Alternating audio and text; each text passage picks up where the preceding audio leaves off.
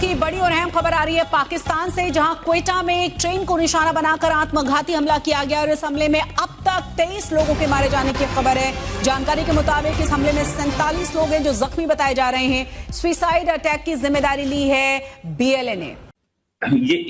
ये जो हमला था एग्जैक्टली उस डिब्बे पर हुआ जिस डिब्बे में सैनिक जा रहे थे पाकिस्तानी आर्मी के, और इस डिब्बे पे जो हमला हुआ इसमें वो सैनिक जा रहे थे जो ईद की छुट्टी लेकर जा रहे थे।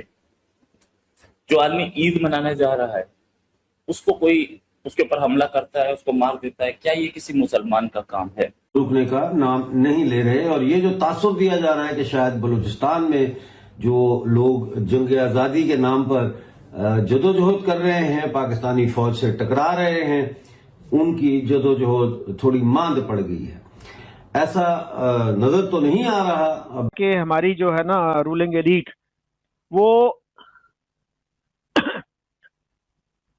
उन्होंने कहा था कि हमारी रूलिंग एलीट जो है ना तो इंडिया के साथ जंग चाहती है और ना अमन चाहती है। They want something in between, कि थोड़ा बहुत एक खड़का, थोड़ी बहुत टेंशन चलती रहे। तो वो है हमारी पॉलिसी। कहा यही जाता है कि आतंकवाद का कोई रिलीजन नहीं होता। मैं ये बोलूंगा कि जो भी हुआ है बहुत गलत हुआ है, और साथ में इसकी रिस्पॉन्सिबिलिटी बीएलए ने ली है, बलूच लिबरेशन आर्मी ने ली। बलूच लिबरेशन आर्मी इसकी रिस्पॉन्सिबिलिटी ले रही है, तो मैं उनकी रिस्पॉन्सिबिलिटी ले रही है। क्या किया ही उन्होंने? अगर रिस्पॉन्सिबिलिटी ले रहे हैं तो किया है उन्होंने, सीधी सीधी बात। नाजरीन, इस वक्त हम देख रहे हैं कि बलूचिस्तान जल रहा है। एक तरफ बलूचिस्तान में जंग हो रही है और दूसरी तरफ बलूचिस्तान की जो सिविल सोसाइटी से ताल्लुक रखने वाले एम्प्लॉयज हैं या जो मेहनतकश लोग हैं वो भी अब पाकिस्तान के खिलाफ हड़तालें कर रहे हैं। जय हिंद दोस्तों, पाकिस्तान में फिर आतंक का एक बड़ा रूप देखने को मिला है। दरअसल आप देखिए, क्वेटा से जाने वाली एक ट्रेन जो कि आर्मी ट्रेन कही जाती है, इसमें एक बोगी के अंदर पाकिस्तानी सोल्जर्स ईद की छुट्टियां मनाने जा रहे थे और इसी बीच उसी बोगी में धमाका होता है और इस धमाके में 30+ सोल्जर्स मारे जाते हैं।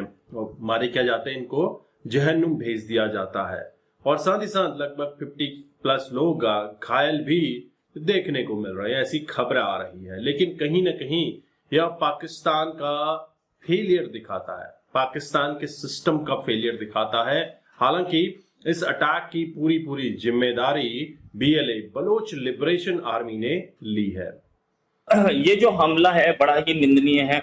आई कंडेम दैट अटैक। लेकिन एक ऐसे टाइम पे जो हमले हो रहे हैं, खासतौर से ईद की छुट्टी पे जाते हुए लोगों के, क्या ये सीरियस इश्यू नहीं? Unfortunately, this is very tragic incident. What happened in Quetta, और कहा जा रहा है कि army servicemen were among the victims in the attack in the provincial capital Quetta. और इसमें कह रहे हैं कि जो 50 के करीब जो है वो इंजर्ड हैं, यानी अब आप इससे अंदाजा कर लेंगे 30 डेड कहे जा रहे हैं और 50 कहे जा रहे हैं कि बहुत ज्यादा ये क्रिटिकल सिचुएशन में है। तो इससे हो सकता है कि ये अभी तादाद जो है वो और ज्यादा बढ़े। आपने सही कहा कि ये बहुत अफसोस की बात है, कंडेम करना चाहिए ऐसे किसी भी अटैक को। ये अटैक ट्रेन पर किया गया है, चलती ट्रेन पर अटैक बीएलए के एक पुरानी रिवायत है। प्रॉब्लम ये है कि हर तरफ जो है वहां पर आग लगी हुई है। अब ये वाला जो हमला है ये ईद से पहले, जैसे आपने कहा, अच्छा होता क्या है कि जब कोई ईद वगैरह आ रही होती है तो ये जो बीएलए और इस तरह के जितनी भी मजीद ब्रिगेड, जितनी भी ये तंजीमें हैं, ये नजर रखती हैं कि इस पे यकीनी तौर पर जो है वो जो भी मूवमेंट है वो होगी, क्योंकि सब अपने घरों को ईद मनाने के लिए जाएंगे। इसलिए जिस तरह आपने कहा ना कि ट्रेनों पे क्यों हमले होते हैं, तो एक बड़ी वजह ये भी है कि आप देखें ईद के करीब ऐसे हमले इसलिए भी होते हैं और अलर्ट भी जारी हो रहे होते हैं कि उनको ये पता होता है कि सबने, सर्विसमैन हो या स्टूडेंट्स हो या दूसरी जगहों पर रहने वाले मजदूर हो, कोई भी हो, वो ईद पर उन्होंने अपने घर जाना है छुट्टी लेकर, चाहे 2 दिन के लिए जाएं, 3 दिन के लिए जाएं, 4 दिन के लिए जाएं, ये उनको पता होता है। अब इस मौके से वो फायदा उठाते हैं और इस मौके से उन्होंने फायदा उठा लिया। अब देखिए, एक तरफ मजदूरों को मार रहे हैं, जो पंजाब के मजदूर तबका, उसको शनाख्ती कार्ड, आईडी कार्ड देख देख कर बसों से उतार उतार कर मारा था उन्होंने। अब दूसरा उनका जो ऐसे तो सबसे बड़ा टारगेट सर्विसमैन यानी कि जो मिलिट्री मैन है वो है सबसे बड़ा टारगेट। बस हो, ट्रेन हो, कहीं पर भी जब उनको पता चलता है कोई ऐसी उनके हत्थे लग जाए या उनको हो जाए तो वो तो अगवा तक करके ले जाते रहे हैं। ये कोयटा से इधर उधर से बहुत सारे, आपको पता है ये वीडियोस भी आती रही हैं, कर्नल जनरल इस तरह की बहुत सारी चीजें। तो अब ये जो है ये ईद थी, उन्होंने कहा कि उनके पास बड़ा ही एक आसान था कि ये इस मौके से फायदा उठाया जाए और उन्होंने फायदा उठा लिया। लेकिन इसमें सवाल ये है कि आपकी सर्वेलेंस कहाँ है, आपके मुहाफिज कहाँ है, ये जो देख रहे हैं, आपने अलर्ट पहले क्यों नहीं जारी किया? या आप देखें वो कोई ये तो नहीं है ना कि कोई आया, उन्होंने ट्रेन पर बकायदा प्लान करके, आप सोचें इसके ऊपर फिल्में बनती हैं, ट्रेनों पर जो हमले होते हैं, इतना बड़ा ही हमला होता है, कोई ये छोटा मोटा काम नहीं होता कि आप उन्होंने किसी खुदकुश को तैयार किया।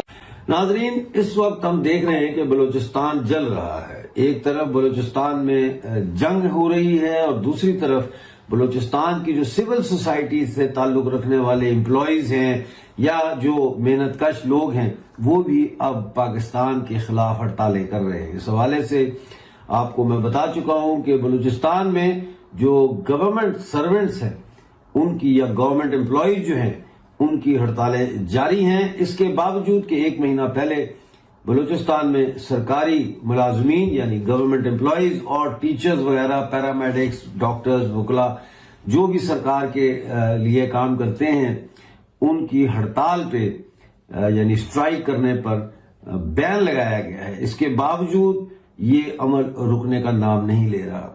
कल यौम शोदा मनाया जाता है और उस यौम शोदा में जो है वो लापता अफराद की कब्रिस्तानों में जाकर जो है वो फातिहा पढ़ी जाती है। जो लोग इस जंग में जान की बाजी हार गए उनकी कब्रों पर जाकर लोग फूल चढ़ाते हैं और इस तरह से इस दिन को हर साल 25 जनवरी को मनाया जाता है। इस हवाले से नाजरीन मैं आपको ये भी बताता चलूं कि जबरी गुमशुदगियों का सिलसिला ताहाल जारी है। कोई ऐसा दिन नहीं जब जबरी गुमशुदगियां जो हैं वो न हो रही हूं। इसके अलावा मावरा अदालत कत्ल यानी मसकशुदा लाशें जो है वो भी आए दिन का मामूल बन चुकी है बलूचिस्तान में। ऐसे में हम देख रहे हैं कि अब आलमी सतह के ऊपर भी आवाजें बुलंद होना शुरू हो गई हैं। ना सिर्फ ये कि बलूचिस्तान नेशनल मूवमेंट के जो लोग हैं, मेंबर हैं डायस्पोरा में, वो यूरोप में मुजाहरे करते हैं बलूचिस्तान के मसले को उठाने के लिए, उजागर करने के लिए। बल्कि अब अगर देखा जाए तो ईमान मजारी की गिरफ्तारी के बाद पूरी दुनिया में जब ये सवाल किया जाता है कि ईमान मजारी साहब को क्यों विक्टिमाइज किया जा रहा है। दोस्तों, आपको ये समझना होगा कि यह सब क्यों हो रहा है, क्यों पाकिस्तानी एस्टैब्लिशमेंट जो एक ग्लोबल पावर ब्रोकर बनने की कोशिश कर रहा है, आज वह अपने ही देश में कैसे घिर गया है, कैसे इनके खुद के लोग ही अपनी एस्टैब्लिशमेंट के खिलाफ हो गए हैं, अपनी आर्मी के खिलाफ हो गए हैं, कैसे पाकिस्तान में अलग अलग सूबों में इस तरह के रेबल ग्रुप्स खड़े हो रहे हैं और इसका दमन नहीं किया जा सकता। हालांकि किसी भी तरह के रेबिलियंस को आप बातचीत के माध्यम से ही उनके मसलों को सुनकर सुलझकर ये खत्म किया जा सकता है। लेकिन ये तो तुम्हारे द्वारा खड़े किए गए लोग हैं। बलूचिस्तान में किस तरह का अत्याचार हुआ है महिलाओं के ऊपर, वहां पर रहने वाले उन यंगस्टर्स के ऊपर जिनके सिर्फ इतनी गलती थी कि बलूचिस्तान में रह रहे थे, उनको रातों रात उठाकर गायब कर दिया जाता है। और जब उनकी महिलाएं, उनकी बेटियां, उनकी बहनें, बहुएं प्रोटेस्ट करने आती हैं, फिर इन लोगों को उठाकर इन पर आंसू गैस छोड़े जाते हैं, पानी के जिस तरह से ये पंप छोड़े जाते हैं, ये काफी निंदनीय है। आज पूरी दुनिया देख रही है बलूचिस्तान में क्या हो रहा है और बलूचिस्तान का मसला अब इंटरनेशनल हो चुका है। इस पर पूरी दुनिया की निगाह पड़ गई है और उम्मीद है कि बलूचिस्तान एक सेपरेट नेशन बन जाए। तो कहीं ना कहीं पाकिस्तानी एस्टैब्लिशमेंट को चाहिए कि अगर इस मसले से निकलना है तो बलूचिस्तान को सेपरेट कर दे। हालांकि बलूचिस्तान अलोन 40-45% पाकिस्तान का हिस्सा है।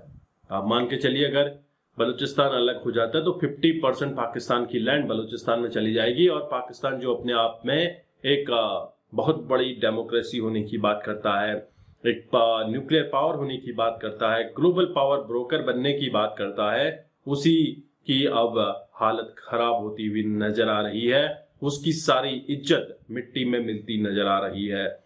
और जो लोग कहते थे 10 मई के बाद असल में पाकिस्तान आजाद हुआ है, तो ये कैसी आजादी है भैया? किस तरह की आजादी है ये? आजादी है पाकिस्तान में बम फोड़ने की, पाकिस्तान में ट्रेन को उड़ाने की, पाकिस्तान में अपने ही सोल्जर्स को मारने की।